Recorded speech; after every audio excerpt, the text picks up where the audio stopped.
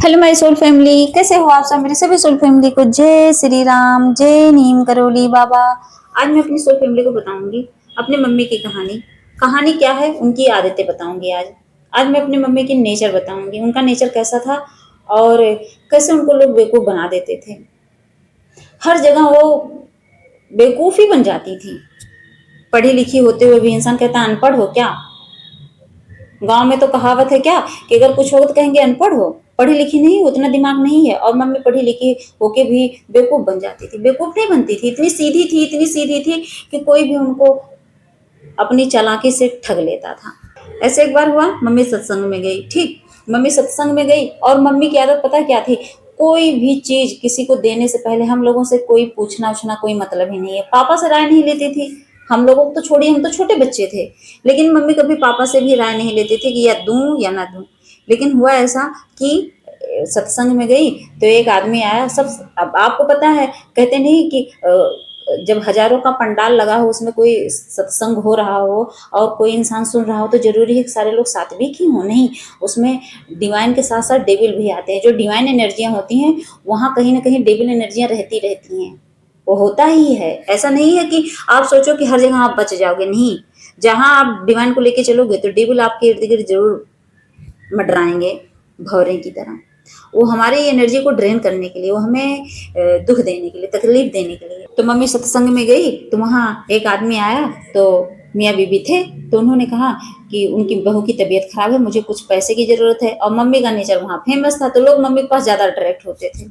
तो क्या हुआ कि मम्मी से कहे कि मुझे पैसे की जरूरत है, तो मेरी मम्मी ने कहा यहाँ तो मैं लेके नहीं आई हूँ। लेकिन वो रो रही थी, जो उसकी वाइफ थी, वो रोने लगी कि मेरी बहू को ज़्यादा तबीयत खराब है, पैसे नहीं है, नहीं बचेगी तो बहुत प्रॉब्लम होगी।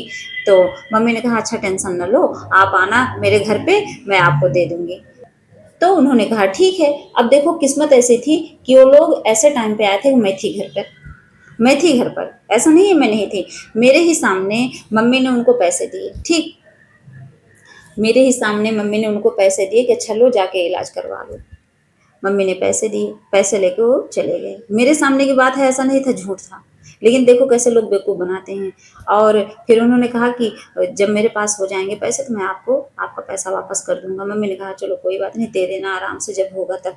ऐसे ऐसे करके सोचिए पूरे एक साल बीत गए, पूरे एक साल बीत गए। और वो क्या करता था, मम्मी को पैसे दिया दिया नहीं, ऊपर से कहीं सत्संग में जब आता था तो मम्मी से कटने लगे। मियाँ बीवी मम्मी से कटने लगे, पैसा ना देना पड़े। सोचिए कैसे बेवकूफ़ बनाते हैं। मम्मी से कटने लगे। तो मम्मी से जब कटने लगे तो मम्मी ने एक दिन कहा कि आपने जो पैसे लिए थे कब तक देंगे, एक साल के ऊपर हो गया है। मम्मी ने इतना बोला उनसे। ठीक, तो क्या हुआ कि वो इंसान कह रहा है कि दे दूंगा, दे दूंगा, ऐसे करके दे दूंगा करते करते एक साल और बीत गया। और सत्संग में आना जाना हमेशा रहता था। अब उसके बाद क्या हुआ, एक साल बाद उनको पता रहता था कि ये इस सत्संग में आएंगी, तो क्या होता था, उस सत्संग में उनका आना जाना बंद। उनको पता था कि आएंगे, तो वो आते ही नहीं थे, सत्संग में आना भी बंद कर दिया, सिर्फ उसी पैसे के लिए। सोचिए ऐसे लोग होते हैं इस दुनिया में, ऐसे ठग लोग, ऐसे मतलब क्या उनको क्या ही बोला जाए। इतने बेईमान लोग होते हैं इस दुनिया में। सत्संग में आना बंद कर दिए। तो मैं और मम्मी ये चीज़ जानते थे, पापा नहीं जानते थे। तब मम्मी ने पापा से कहा ये चीज़ें कि मैंने इतने पैसे दे दिए थे और वो वापस ही नहीं कर रहे हैं। तब पापा मम्मी पे गुस्सा होने लगे। तो पापा ने कहा क्या सबूत है कि तुमने दिए हैं। तो मैंने कहा पापा नहीं, मैं हूँ सबूत, मेरे सामने मम्मी ने दिया था। सोचिए, लेकिन वो पैसे नहीं मिला मम्मी को। पापा ने कहा जब नहीं दे रहा तो उसको मार तो थोड़ी ना देंगे जान से। एक दो बार बोला पापा ने, उसके बाद छोड़ दिया। पापा ने कहा जाओ, नहीं दे रहे हैं, छोड़ दो उसे। तो सोचो वहां मम्मी बेवकूफ बनी कि नहीं बनी।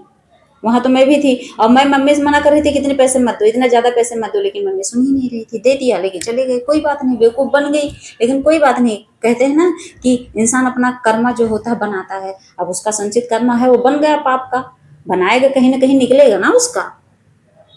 लेकिन मम्मी ने तो अपनी तरफ से मतलब दया ही तो दिखाई थी। फिर क्या, एक ऐसे है और वो तो मेरे सामने की बात नहीं है। एक बगल की थी, मतलब आंटी लगती थी। तो क्या हुआ कि उनके मतलब बच्चे हो गए थे छोटे-छोटे और उनका पति कोई काम नहीं करता था। तो मम्मी कही कि बिना कुछ किए तो ज़िंदगी चलती नहीं है, तो सोचो कुछ भैया के लिए। तो क्या बोली मम्मी से, पैसे नहीं है वरना मैं बाहर भेज देती अपना कहीं कमाते-वमाते, हम मैं घर सँभालती। तो मम्मी ने कहा कितनी ज़रूरत है? तो उन्होंने कहा कि ज़्यादा नहीं, लेकिन वहाँ कम से कम पहुँचने के लिए किराया भाड़ा लेके 2-4 हज़ार की ज़रूरत पड़ेगी।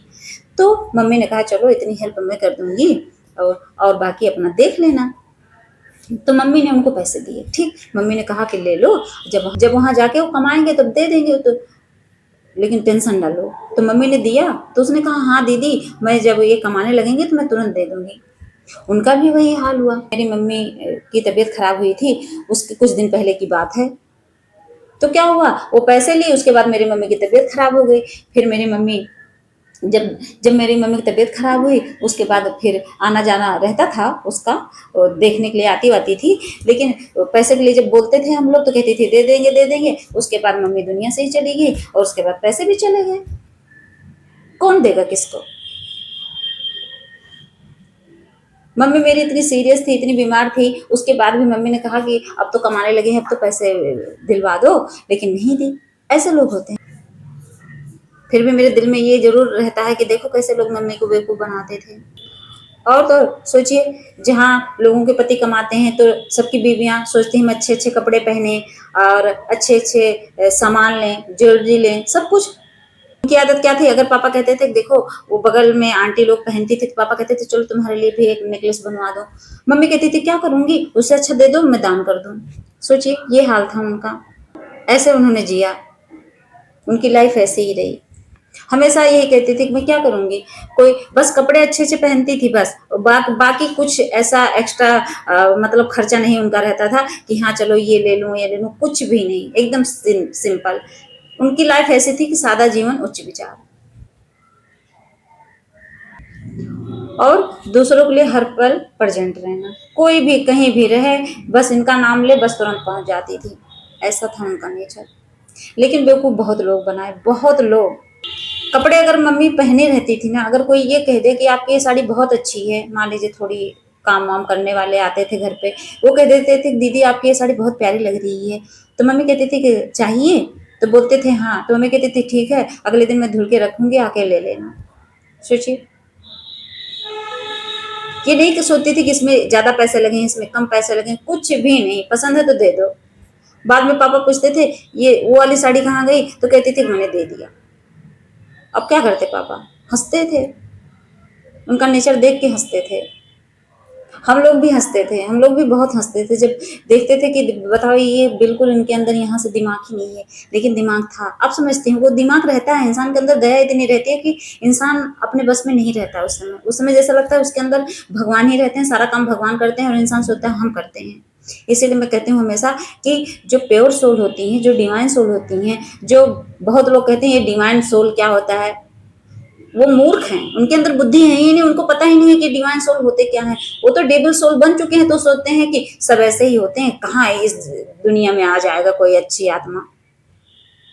उनको डाउट होता है, उनको लगता है कि इतना प्योर कोई नहीं होता। लेकिन जो आंखों से देखता है ना, उसके इर्द गिर्द पूछिए। जब मेरी मम्मी इस दुनिया से गई थी, वहां के आसपास के लोग इतना इकट्ठा हो गए थे, उनकी आंखों के आंसू बता रहे थे कि हाँ मेरी मम्मी किस तरह थी। अभी भी लोग याद करते हैं, अभी भी लोग उनका नाम लेकर कहते हैं कि उनके जैसा मैंने कभी किसी को देखा ही नहीं है। तो जो आत्माएं ऐसी होती हैं ना, उनकी तारीफ हम घर वाले नहीं, हम तो घर वाले हैं, हम तो कहेंगे कहेंगे, इंसान सोचेगा ये तो घर की है तो कहेंगे कहेंगे।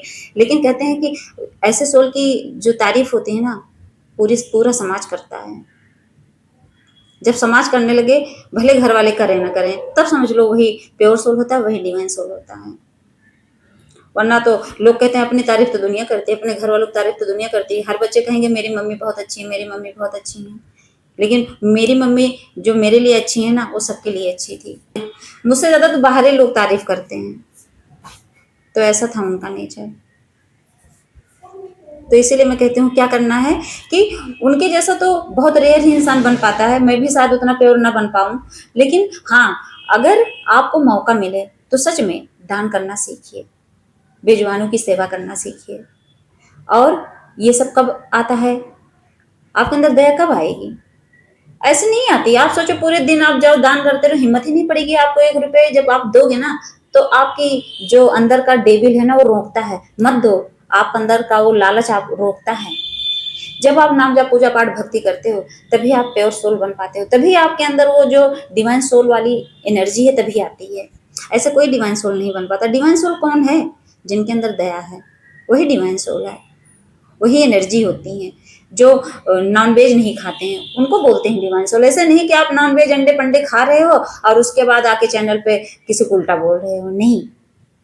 जो डिवाइन सोल होते हैं, जो प्योर सोल होते हैं, कभी किसी को अपशब्द तो बोलते ही नहीं। ये भी उनका एक नेचर होता है। उनके नेचर में ये होता है कि कुछ भी हो जाए, लेकिन उनके मुंह से कभी अपशब्द नहीं निकलता। यहाँ तो लोग भगवान के चैनल पे भी आके उल्टा सीधा बकते हैं। कोई देखिए, भगवान का चैनल मान लीजिए कोई बनाया है, लेकिन इतना लिख के रख लीजिए कि भगवान का चैनल, अगर भगवान की मर्जी नहीं है, उस भगवान की कृपा, डिवाइन का, यूनिवर्स का उस इंसान पर कृपा नहीं है, तो ज्यादा दिन वो चैनल चलता नहीं, भगवान ऑटोमेटिक बंद करवा देते हैं।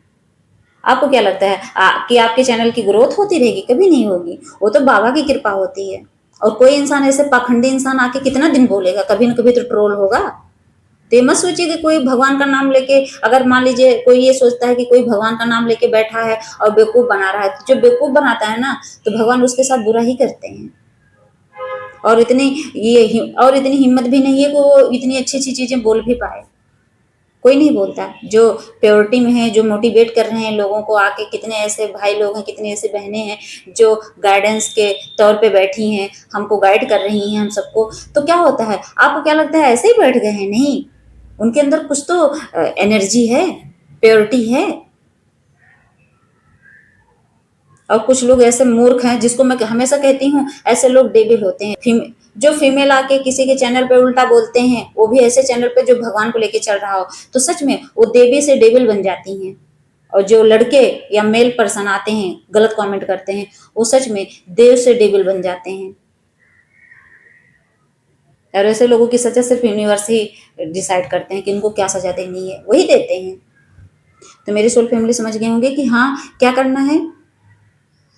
अच्छी सोल बनना है, प्योरिटी में आना है, भगवान की भक्ति करनी है, नाम जाप करना है, मेडिटेशन करना है, ध्यान करना है, और भगवान की जो गाइडेंस है उस पर ध्यान देना है कि आपको क्या कहना चाहते हैं। क्योंकि जो प्योर इंसान होते हैं, जो अच्छे इंसान होते हैं, जो भक्ति करते हैं, भगवान उनको खुद ही गाइड करने लगते हैं। इंसान की जरूरत नहीं पड़ती है। आप किसी से गाइडेंस लो या ना लो, आपको खुद डिवाइन गाइड करते हैं। ये हमेशा याद रखना। जय श्री राम, जय नीम करोली बाबा।